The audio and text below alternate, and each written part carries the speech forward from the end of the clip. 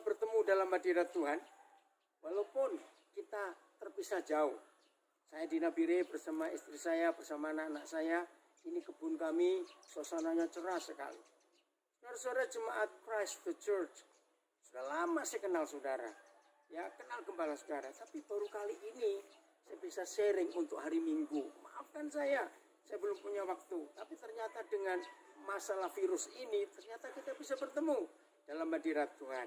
Baik, dalam ibadah Minggu ini kita mau belajar akan kebenaran firman Tuhan. Saudara, apa yang sangat diperlukan sebagai anak Tuhan di hadapan Bapa di surga?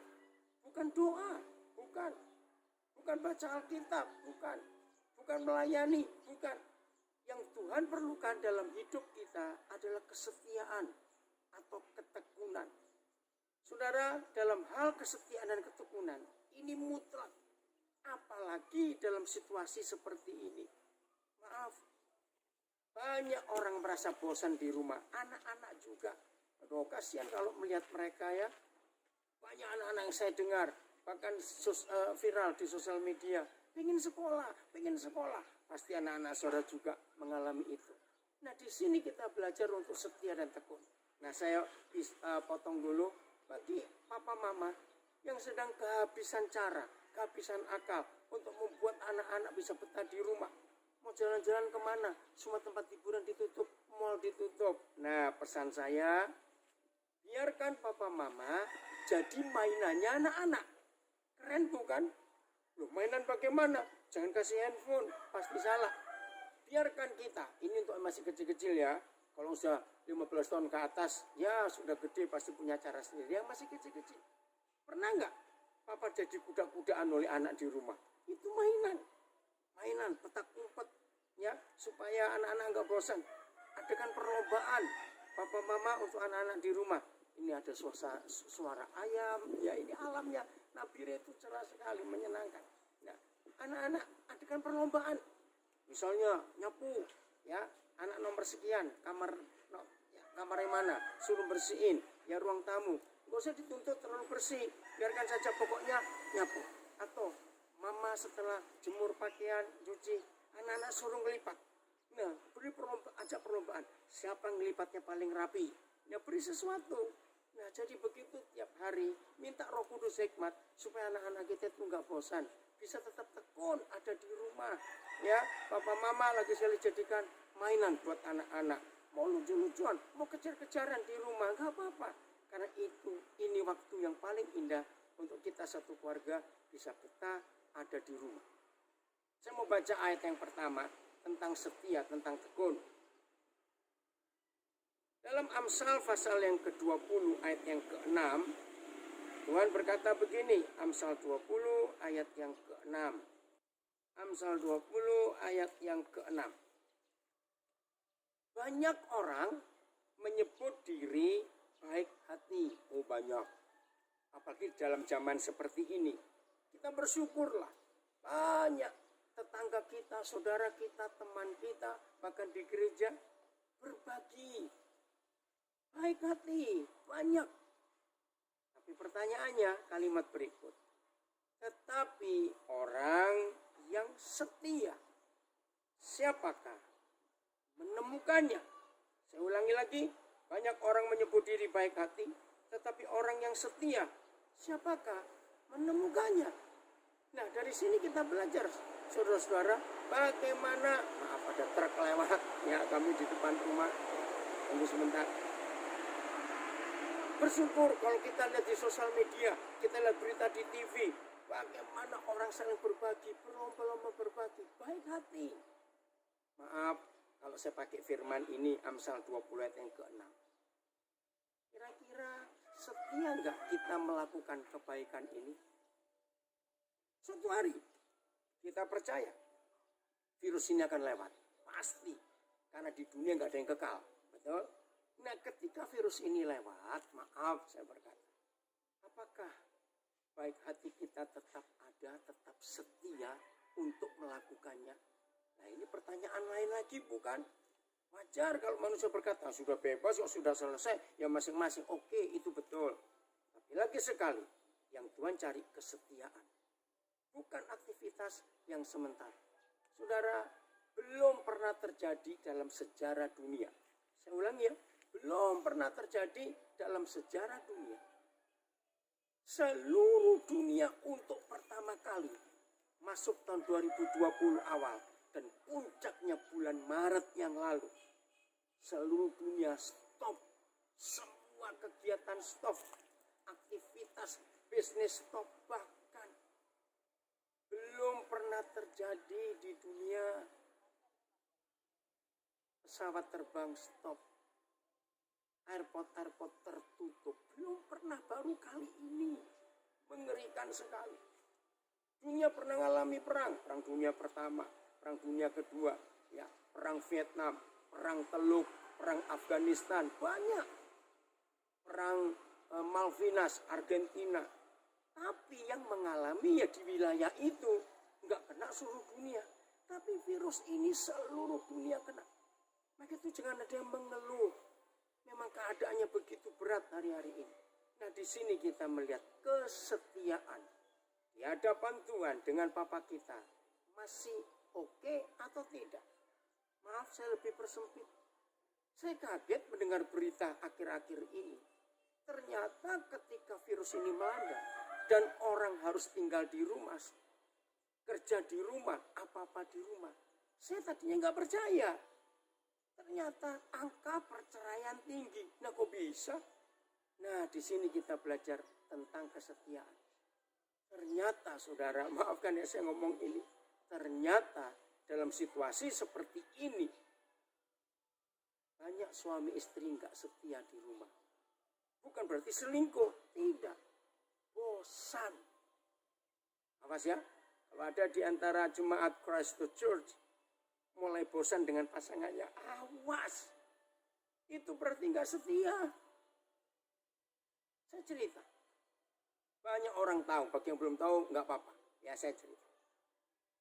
Orang-orang, teman-teman saya, ya, rekan pendeta, jemaat, ini pertama kali dalam hidup saya diam di rumah paling lama. Tapi kami bisa menikmati.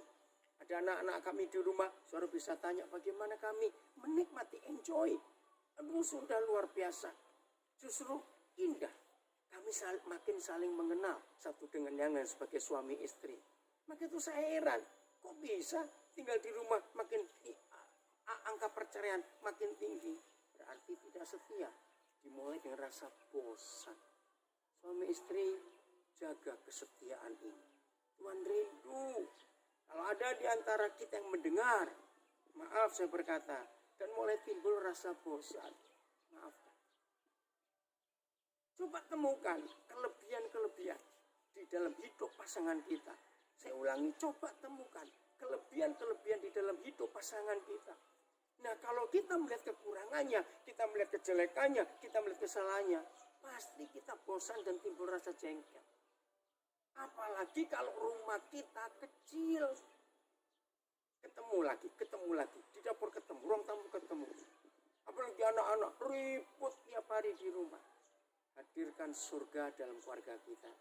Biarkan Raja Damai itu memberikan damai sejahteranya yang melampaui segala akal. Supaya sukacita surga, damai sejahtera surga tetap ada dalam keluarga kita. Dan itu pasti menyenangkan. Maka itu jaga betul-betul hubungan kita suami istri. Nah, saya berikan tesnya ya.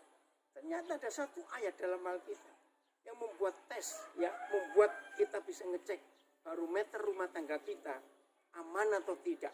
Kebahagiaan rumah tangga kita masih oke atau tidak. Untuk ini kita nggak bisa pura-pura. Karena apa? Ini fakta. Inilah hebatnya Bapa kita di surga dalam mengatur semua kehidupan kita. Kejadian pasal 2. Ya, Kejadian pasal yang kedua, ayat 23. Nah, jadi mulai besok pagi suami istri buat tes ini di pernikahan kita. Tetap setia atau tidak?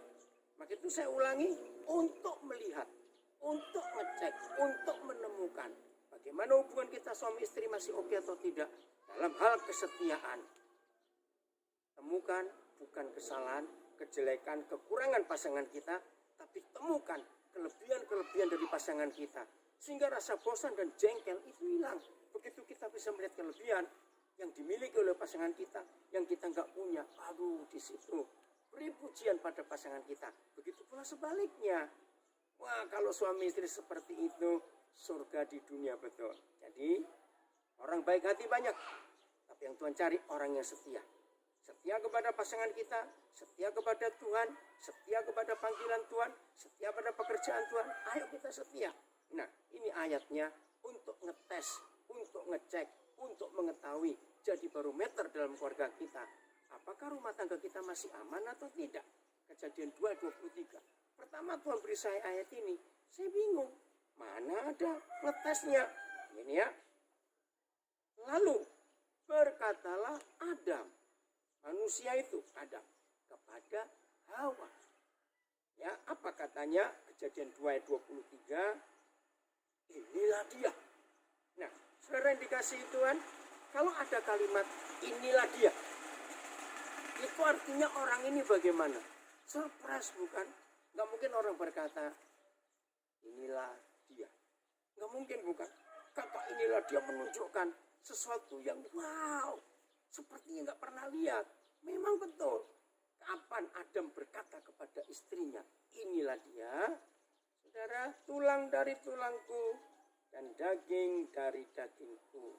Ia akan dinamai perempuan sebab ia diambil dari laki-laki. Nah, kita tahu kapan Adam bicara ini kepada Hawa.